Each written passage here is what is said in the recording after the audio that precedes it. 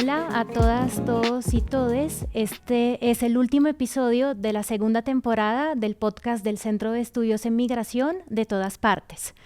Hoy estamos con Lina Rollave, consultora independiente en temas migratorios, para intentar hacer un balance de los anteriores gobiernos y de su política migratoria, también de cara al inicio, el 7 de agosto, del gobierno recién elegido, y esperamos poder dejar en ese episodio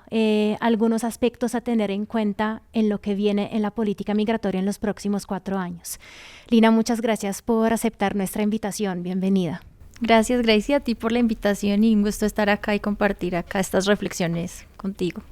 No, gracias a ti. Y como he dicho, un poco la idea de este último episodio es poder hacer un balance en una primera parte de qué es lo que ha pasado. Pues estos últimos 2 gobiernos, tanto el gobierno del presidente Petro como el anterior del presidente Iván Duque, pues han tomado una posición sobre la migración, una posición diferente, pero Colombia sí tiene unos avances importantes y unos retrocesos importantes también en la política migratoria. Y eso lo hacemos también para poder identificar quizás unos retos y unas prioridades que el próximo gobierno pues debería tener. Quizás dejar quietos algunos aspectos de la política que bien o mal han funcionado y nos han permitido proteger a la población migrante y quizás por fin tomar las riendas de temas y aspectos que han quedado rezagados o a los cuales se ha prestado menos atención. Entonces, empecemos por lo primero. ¿Cuál creerías que es el balance de la política migratoria en Colombia y qué resaltarías? Sobre el balance del gobierno, yo creo que es importante incluso retomar desde el gobierno Duque, porque pues gracias a la política que se implementó en el gobierno Duque, contamos con el Estatuto Temporal de Permanencia que dio vía al PPT, que es el permiso por protección temporal, y permitió que este permiso incluyera todas las 8 versiones del permiso especial de protección, que pues esto ocasionó muchas dificultades para la inclusión de las personas venezolanas en su momento, y el PPT lo que ayudó fue eso, a que muchas personas se regularizaran y facilitar su inclusión, porque ya el Estado colombiano cambió el chip y ya no veía a la población migrante como una población que se iba a quedar solo transitoriamente en el territorio nacional, sino que lo que vio es que esta población vino a quedarse en Colombia. Entonces había que promover un mecanismo de regularización que permitiera esa inclusión socioeconómica de las personas acá en el Estado colombiano. Ese es un avance muy grande, pero que en el gobierno de Gustavo Petro tuvo un retroceso porque no se renovó el Estatuto Temporal de Protección, y esto ha ocasionado que mucha gente siga en situación irregular, al menos de lo que pude revisar en las últimas cifras actualizadas de Migración Colombia. 500.000 personas, alrededor de 500.000 personas siguen en situación irregular, entre ellas muchas personas adultas. A la fecha solo contamos con el PEP Tutor, el PPT para los menores de edad y pues la nueva posibilidad o ventana de oportunidad que es el permiso especial de contingencia, que pues me parece problemático porque vamos a volver a la época del 2017 de sacar tantas versiones y tantos permisos diferentes, sabiendo que pues desde el 2021 ya teníamos el PPT que puede servir para seguir regularizando. Y yo creo que ahora más que nunca pues un llamado también para lo que se viene del nuevo gobierno es el contexto actual de Venezuela. En Venezuela acaba de suceder 2 terremotos, también está pasando por una transición tutelada del gobierno interino que está actualmente de los hermanos Rodríguez hacia lo que la oposición también está buscando de llegar a ese lugar, a ocupar ese lugar también en el poder. Y yo sí creo que para Colombia va a ser muy importante tener procesos y programas y mecanismos de regularización que permitan que las personas, sobre todo las que se van a ver, que se están viendo damnificadas por el terremoto, puedan acceder a vías de regularización con las cuales no contamos en este momento. Y en ese sentido yo sí considero que el estatuto debería verse como una oportunidad de reapertura. Sí, y creo que ahí hay claramente una lección aprendida, porque el estatuto deja, digamos, 2 ideas creo importantes. La primera es la regularización siempre es una apuesta que finalmente pues paga, en el sentido que permite conocer mejor la población y darle un camino para poder quedar en el país con un acceso real a derechos, aunque sabemos que no es la panacea, que no lo resuelve todo, pero claramente es una puerta de entrada para que no se puede obviar. Y creo que la segunda idea que el estatuto sí dejó en la política pública es que hay que tener una visión de largo plazo. Creo que esa solicitud que siempre tuvimos desde la academia y de la sociedad civil de que el Estado desarrollara una visión de largo plazo sobre la migración todavía no se ha materializado. Y creo que eso es importante de cara al gobierno que se viene, y es decir, no solo queremos una política de Estado sobre la migración y la hemos estado esperando en la última década, pero no la queremos porque sí, la queremos con enfoque de derechos. Y eso es importante porque no es cualquier política migratoria la que queremos. Queremos una política migratoria que recoja esos aprendizajes y que lo implemente con una visión de protección de derechos. Y como tú dices, en un contexto donde no solo la situación en Venezuela ha cambiado, pero también ha cambiado y ha estado cambiando la relación de Colombia con Estados Unidos. ¿Y eso cómo crees que pueda impactar, y ha impactado en el pasado y va a impactar la política migratoria en el futuro? Pues el nuevo gobierno que ya está entrante el próximo 7 de agosto, pues claramente tiene una cercanía con los Estados Unidos y no es de gratis que ya empecemos a formar parte del escudo de las Américas, es decir, vamos a ser unos aliados más de la política del gobierno de Donald Trump, especialmente en materia migratoria, donde el control migratorio de los Estados Unidos se ha ido externalizando. ¿Esto qué quiere decir? Que el control ya no solo está del lado de los Estados Unidos, sino que Estados Unidos cuenta con el apoyo de países más allá de México, que es su frontera más próxima, sino que también cuenta con Guatemala, con El Salvador, con Costa Rica, con Panamá. En América del Sur se acaba de sumar Ecuador y pues Colombia. Y esto lo que va a implicar es que van a florecer muchos memorandos de entendimiento, que son acuerdos bilaterales entre los estados, que permite que Estados Unidos, en el caso de la migración, pueda deportar personas de otras nacionalidades del país con el que tiene el acuerdo, para que luego ese país se encargue o de ofrecerles vías de regularización, que en el caso de Colombia no tenemos, o vías de protección si es que la persona está buscando protección internacional, porque esto ya se está viendo en el caso de colombianos que han sido deportados a países africanos. La razón de Estados Unidos es porque Colombia no les ofrece protección y ellos están siendo garantistas al llevarlos a otros países en África. En ese sentido, pues Colombia, si va a ir en esa dirección, yo sí considero que tiene que empezar a analizar cuáles son los impactos que esto está teniendo en los derechos de las personas migrantes, en su salud mental, y de cómo vamos a recibir personas que no tienen ningún conocimiento, si eso es lo que está de pronto pensando el nuevo gobierno, sobre este estado, sobre este territorio con el que de pronto ni siquiera tenga una conexión, porque lo que hemos visto con estos acuerdos bilaterales es que las personas que llegan a los países de tercer acuerdo seguro son personas que no tienen ningún vínculo con el Estado, y pues esto, además de dificultar su proceso de integración socioeconómica, pues está vulnerado, es un proceso que vulnera todos los derechos al debido proceso de esas personas que estaban solicitando protección internacional inicialmente en los Estados Unidos. Lina, lo que acabas de decir sobre la entrada de Colombia en el escudo de las Américas y la posibilidad de que empecemos a recibir personas deportadas de los Estados Unidos como tercer país, me hace pensar en realidad que Colombia ya tiene un aprendizaje en eso, y eso deriva de nuestra participación en movilidad segura. Y sería bueno, ¿no?, quizás en el futuro pues recoger esos aprendizajes. ¿Tú qué crees que sería importante resaltar de ese programa y también de sus falencias? Pues importante resaltar que este programa, para las personas que no están tan familiarizadas con él, porque realmente duró muy poco, se creó en el 2023 y aproximadamente hasta el 2024, ya cuando llega Trump, se cierra. Lo que buscaba era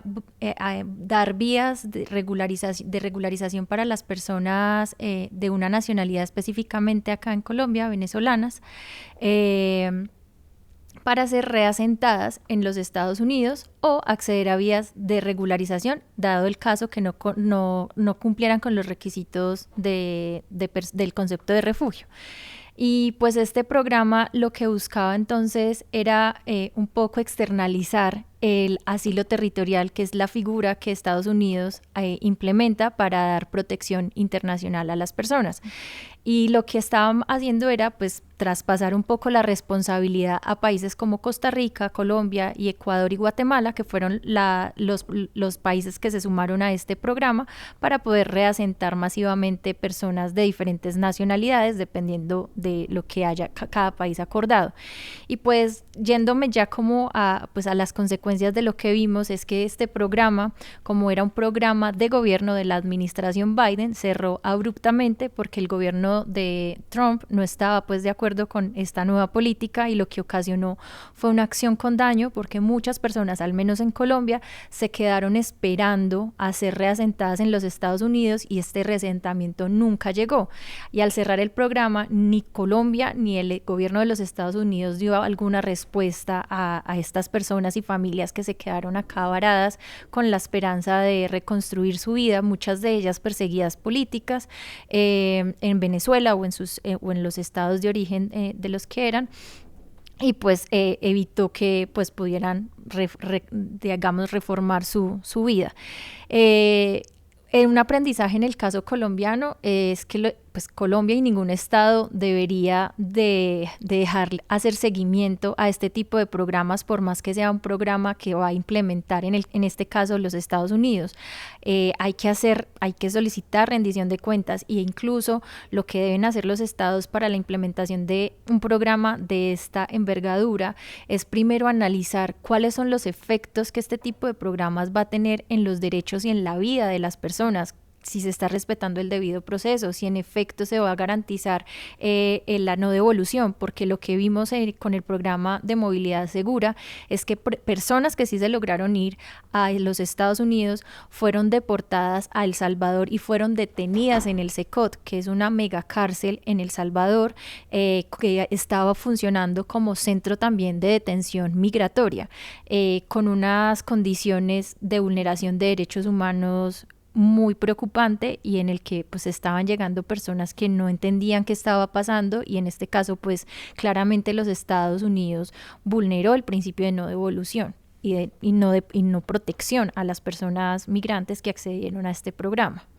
Claro, y dado que mencionas la no devolución, la piedra angular de la protección que se tiene que dar realmente a cualquier persona, ¿no?, cuya vida, Total, integridad o seguridad esté en peligro en el país que deja y del cual busca protección, pues nos hace ir un poco al elefante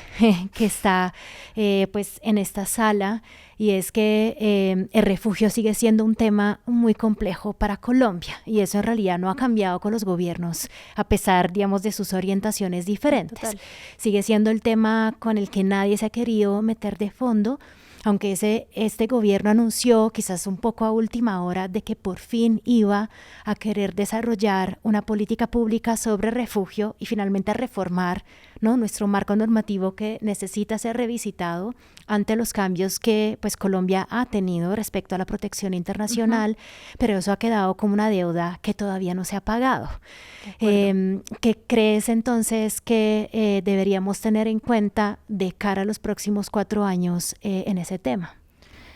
Para mí lo más importante es que Colombia siga avanzando en el concepto ampliado de protección internacional, es decir, del reconocimiento de refugio. Creo que es importante que Colombia revisite el plan de acción de Cartagena, porque en el 2024 se cumplieron los 40 años de la declaración, y es importante que los estados, aunque sea una declaración que no es vinculante, pues Colombia sí lo ha integrado en su marco normativo, y es importante que ese marco normativo se cumpla para garantizar la protección internacional de las personas que se están viendo forzadas a salir. Y yo creo que pues Colombia debe seguir avanzando, y no solo apegarse al concepto que trae la Convención del 51, que es un concepto que, si bien brinda protección, es un concepto más restrictivo, y que tal vez no está dialogando con los contextos, los múltiples contextos que en las Américas vemos. En el caso de Venezuela estamos viendo que sigue una emergencia a una crisis humanitaria económica, que se le acaba de sumar otra crisis humanitaria, que son los 2 terremotos que sucedieron recientemente, y es importante que la declaración sea aplicada para ofrecer esa protección internacional que las personas, en este caso venezolanas, requieren. También estamos viendo casos, tal vez Colombia no es el principal objetivo de las personas nicaragüenses, pero estamos viendo que la represión en Nicaragua sigue creciendo, y eventualmente también podemos recibir personas de Nicaragua que están siendo perseguidas, y es importante brindarles esa protección de cara también a los compromisos internacionales que Colombia ya ha firmado. Y yo creo que lo que estamos viendo en este momento en la región y pues a nivel global también es una desprotección de los sistemas de refugio, y nos estamos creando o inventando cada vez más figuras de regularización que intentan reemplazar la protección internacional, por lo mismo que estabas mencionando hace un momento, y es que los estados no se quieren casar con la protección internacional ahora, sino buscar formas de regularización temporal y que eventualmente estas personas se vayan. Y pues lo que tienen que entender los estados es que si una persona migra y quiere echar raíces ahí, es porque se quiere asentar y quiere formar ahí su proyecto de vida. Y creo que además el refugio tiene o es un aspecto de la política migratoria cuyas falencias están sobrediagnosticadas. De acuerdo. Es decir, no, aquí, digamos, la estagnación y el hecho que no hemos avanzado no es porque no sabemos lo que hay que cambiar y lo que hay que arreglar. Y entonces quizás un poco el llamado para los 4 años es un llamado de tiempos, es no esperar el último momento, es recoger esos diagnósticos múltiples y reiterados que desde la academia y la sociedad civil hemos hecho para poder finalmente pues atacar a la raíz ese problema, y diría también hacer algo que es muy sencillo pero muy importante, y es cumplir con estas obligaciones internacionales. Entonces, para ir cerrando, si pudieras dejar quizás un mensaje para los próximos 4 años y indicar cuáles para ti serían las prioridades, ¿qué dirías? Yo creo que este gobierno que está entrando debería revisar qué es lo que ha funcionado a lo largo no solo del gobierno Petro, sino del gobierno Duque, qué es lo que ha funcionado en materia de regularización y rescatarlo para mejorarlo. Y en ese sentido me refiero como al estatuto temporal. No hay que inventarse el agua tibia, el estatuto ya funciona. Si hay que mejorarlo, hágalo, mejórelo, pero no lo cierre. Dele garantías a otras personas de otras nacionalidades que quizás necesitan ser regularizadas, y el estatuto puede ser esa vía, tal vez. Es muy difícil para las entidades estar cambiando de permiso y hacer esta socialización de los permisos. Es un trabajo que no solo hacen las entidades del Estado, sino también la sociedad civil, las comunidades, las organizaciones de base comunitaria también hacen un trabajo y un esfuerzo muy grande por llevarle a los funcionarios cómo funcionan los permisos. Digamos, en el caso del PPT se hizo una labor muy grande, articulada desde diferentes aristas del movimiento de derechos humanos. Ese es un trabajo que no se debería de perder, sino que se debería de rescatar, porque de eso depende también que la inclusión socioeconómica de las personas se dé efectivamente, porque si vamos a estar cambiando de permisos y le vamos a volver al nombre del PEP y luego al PPT, las entidades van a entrar en un estado de confusión que va a ser muy, muy insostenible a largo plazo, pues la integración y que estas personas puedan acceder a los servicios básicos que requieren, y a sus derechos y a sus garantías. Y yo añadiría, quizás para cerrar, quizás otros 2 puntos a esa lista. Lo primero es terminar de materializar lo que es el enfoque diferencial. De acuerdo. Seguimos teniendo una deuda con nuestra política también y con nuestra visión de género en la política migratoria, y solo para hacer un ejemplo, las mujeres víctimas de violencia siguen siendo mujeres que enfrentan un sinnúmero de obstáculos a la hora de acceder a cualquier tipo de protección. Y lo segundo es nuestro enfoque de niñez. Totalmente. Seguimos sin entender que los niños migrantes pues necesitan una política pública pues que sea acorde a sus intereses. Entonces quizás el mensaje es ser un Estado que siga conservando esa visión de la migración no securitista y no enfocada en la criminalización y poder construir sobre lo construido. De acuerdo, sí, estoy totalmente de acuerdo con ese cierre que haces, y yo creo que la política migratoria debería migrar a una política de Estado y no a una política de gobierno, y que cumpla con todos estos requisitos que desde la academia y desde la sociedad civil siempre hemos impulsado: el enfoque diferencial, el enfoque de derechos humanos, para que sea garantista. Bueno, Lina, muchas gracias otra vez por haber venido a esta último episodio de la segunda temporada del podcast SEM. Yo espero que en 4 años podamos estar aquí otra vez conversando y quizás podernos decir que algo de lo que hoy conversamos pues sí se vio materializado en la política pública migratoria. Muchas gracias. Gracias a ti.